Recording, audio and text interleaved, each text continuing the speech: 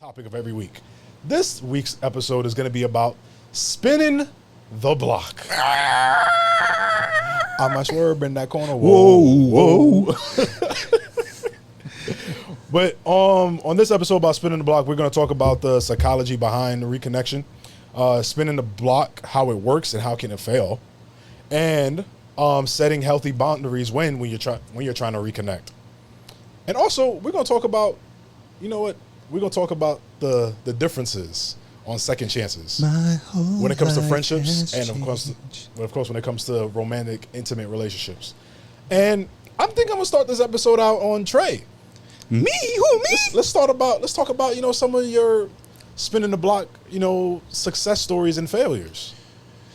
I would say that, I don't know, bro. I spin the block a couple times, and I've had the block spent on me.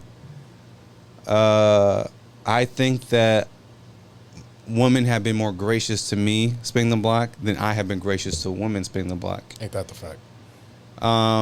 There's a reason for that, though. Why is that? Because when I stopped talking to another person, it wasn't because I was interested in somebody else. It wasn't because of something like that. It was more of self-sabotage or like, or something else like personal. It really wasn't like outside factors. It had nothing to do with like money or the lack of or they're having, or it had nothing to do with I'm entertaining somebody else or I've fallen for something. Like, it really was just like, I'm going through it. Okay, now that I'm good. Like, I kind of want to come back because I feel like I didn't give it a fair shot.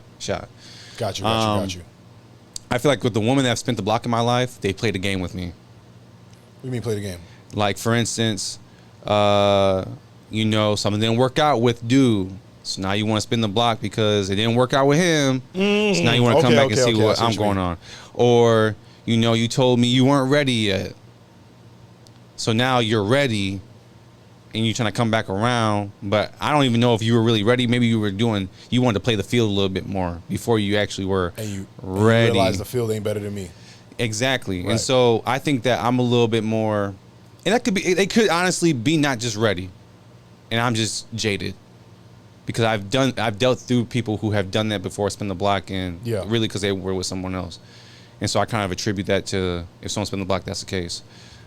But have I let girls who've done that spin the block? For sure. I've given people second chances, but most of the time it's a little bit harder for me to do it because it's like I was a second fiddle to you.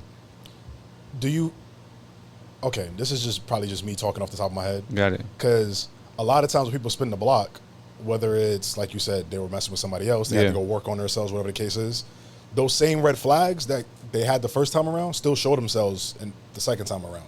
How do you navigate, like, okay, you're still on the same bullshit, let me not deal with your nonsense?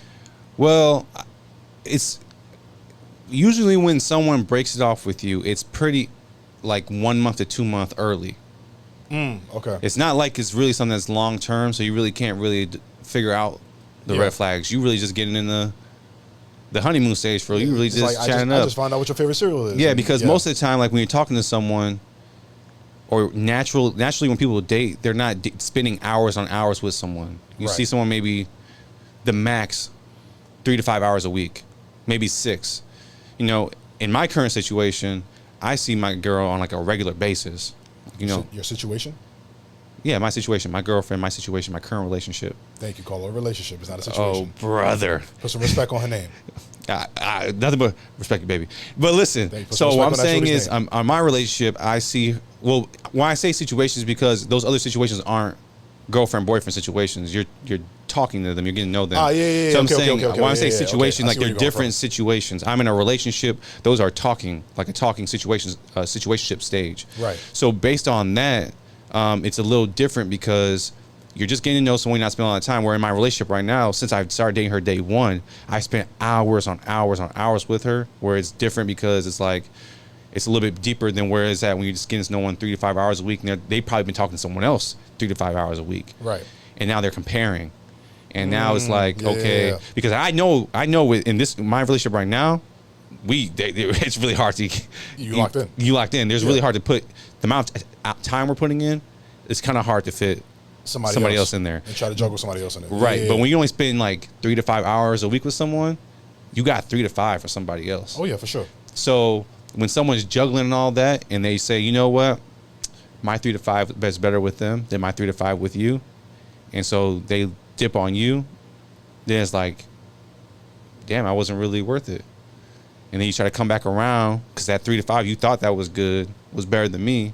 That's kind of like, so I'm just like second choice. Because I feel like with women, women know what they want. Oh, for sure. They know what they want. For sure. You knew what you want when you chose him. Because if you really wanted me, you would have got me. Most women know what they want to eat, know what they want when they want a bag, when they want to go out and get drinks. When girls move off innate feeling, when they feel it, they want it, they desire it. Right. So with those 3 to 5 hours you got from me and from that other guy, you desired him way more than you desired me. That's why you chose what you chose.